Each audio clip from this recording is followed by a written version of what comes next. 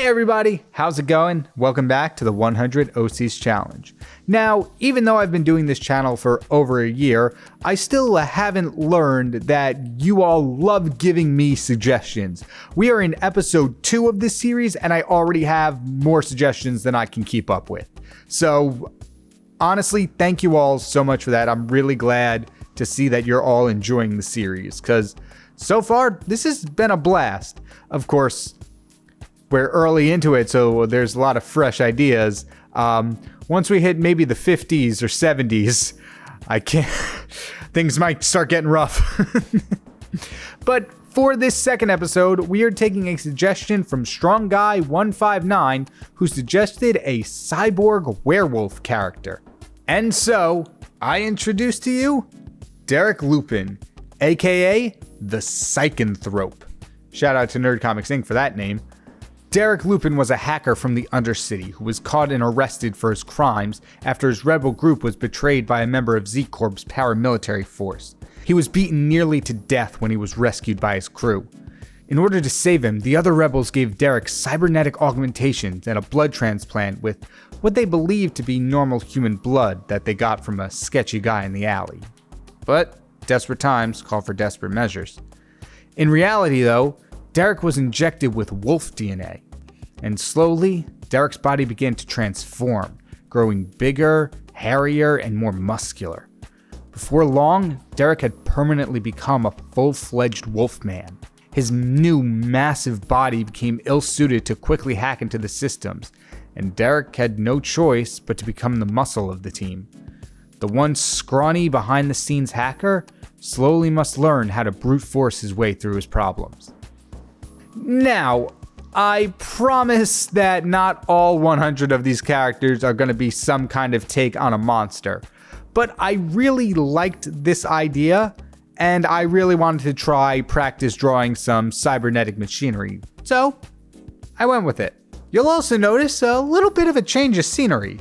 As you've seen from the live streams and the past community recreations episode, I recently picked up Clip Studio Paint and have been slowly trying to learn it. And I figured there's no better way to do that than to draw 100, technically 99 at this point, original characters. And honestly, style-wise, I don't see much of a difference between this character and Frankensurgeon from episode 1. I'm wondering that if I didn't include the program UI, that if any of you would actually be able to tell I was using a different program. Let me know down in the comments below, because I'd be really interested to see if there's a change in my style that I'm just not noticing between the programs. However, I will say that there's definitely a different feel to Clip Studio Paint than there is to Photoshop. I did half go into this thinking, oh, since I'm using roughly the same tools, it won't be that different. I'll just have to get comfortable with the new keystrokes and shortcuts. That was very much not the case. And although I didn't really use any tools outside of my normal process, the way the tools operate feel different between the two programs. I don't know exactly how to word it, but the pens in Clip Studio Paint seem a little weightier, for lack of a better word. So even when I don't have any stabilization turned on for any of the pens, which will keep my line straight, the pens still seem to be a bit behind how I'm drawing. In Photoshop, zero stabilization feels a little more real time, but that might just be me having to get used to a new program. And as I mentioned, the keystrokes, shortcuts, and tools are organized a little differently than they are in Photoshop, so every so often I had to go into YouTube and look up a tutorial. It's difficult. I'm trying to stuff years of experience that I have in Photoshop into a week's worth of using Clip Studio Paint. It's not the best strategy. If you're learning a new program, I would definitely suggest take your time. And like with the previous episode of this OC Design Challenge, I created another mood board for this guy, pulling cyberpunk and werewolf inspirations from Pinterest and the Google, specifically mostly for the cybernetics. Because as I've mentioned before, drawing mechs and machines are an area that I'm not very familiar with. So I downloaded a bunch of pictures of cybernetic arms and studied the different angles and shapes that they can use for more high-tech cybernetic arms and then more scrappy, junkyard cybernetic arms where it's a bunch of pieces, once again, Frankenstein together. I wonder if I can get Frankenstein. I wonder if I can get the term Frankensteining into every one of these episodes. But studying those references was very helpful to see how everything connected and what shapes they used to give it the high-tech feel. Overall, I really like how the cybernetic arm I designed turned out. I even wound up taking inspiration from Vi's gauntlets from Arcane for the fingers and hands, using the same method I did when I drew Vi fused with Spider-Gwen on a live stream. I wanted Derek's cybernetic arm to be bigger and longer than the rest of his body, like a kind of powerhouse arm, a cybernetic arm purely used for strength, as I felt it would really suit his character, being a once behind-the-scenes hacker that now has to be on the front lines. One of my favorite color combinations that I've noticed about myself recently is a deep, rich green paired with a near black. And that's a very cyberpunk-esque color palette, so I knew I had to go with that for the overall scheme. However, I didn't want the near black of the scheme to block out the comic book black shadowing that I've been adding in all my pieces. So I took that near black and moved it to a slightly more saturated, slightly lighter blue. And I also think that that rich green compared with the pretty much overall less saturated colors of the rest of the character, being the fur, the skin, the cybernetics, they're all muted browns and grays. And so adding really just that deep green really makes it pop in the final design. Of course, there's the gold too that's there, but it's such a secondary type of color that your eyes are really drawn to the green, and I like it. Now, overall, I feel like in the rendering stage, I could have played around a little bit more with the coloring just to give the jacket a more unique material, but overall, I'm very happy with the color choices. Speaking of rendering, remember that new style I was talking about in my other videos where I take every color and give them their own respective rendering layers for highlights and shadows?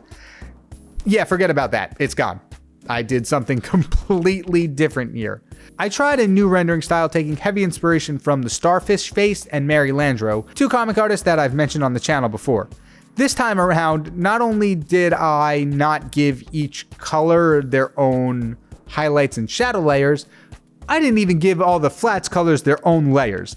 I put every single flat color except for like the green jacket trim on its own layer, took one shadow layer on Multiply, and clip masked it to the master flats layer. Meaning if I wanted to change any flat colors, to my experience, it would have been a lot harder than if I just had every color on its own layer. And while I feel like it didn't increase my workflow that much, it was a pretty big piece, so I wasn't expecting to. I really liked working in this style. It was a nice change of pace to know that if I wanted to change something, I couldn't really. It was a nice reminder that even though I leave myself open things for last minute changes, I never really use them. So not being able to go back and easily change anything on the fly really made me realize that I was just kind of clogging up the layer area with stuff. And so maybe getting used to it, I might go through with this rendering style just a little more.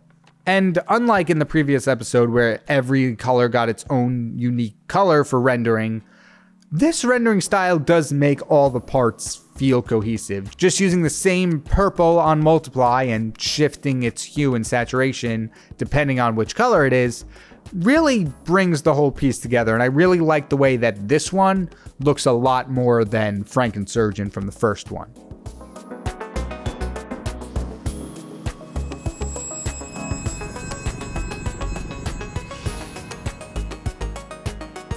And we have another OC for the books. Thank you all so much for watching this episode, and thank you to StrongGuy159 for the comment suggestion. Feel free to leave your own suggestions in the comments below. And before we wrap up this episode, I'd like to showcase some of your own renditions of Frankensurgeon from the last episode. I really love how these turned out. They look so cool, and I love the scalpel finger that KyngPin included. And if you want your own chance to be featured in a video, feel free to draw your own version of a cyborg werewolf. You can post it on Instagram or Twitter with the hashtag KP100OCs, and feel free to tag me, links in the description below, or you can post it in the 100OC Design Challenge in our Discord, also linked below. I plan on doing these videos every 2 weeks, so that should give you a good time frame to get these done. Thank you all so much for watching, and I will see you all in the next episode. Take care, everyone.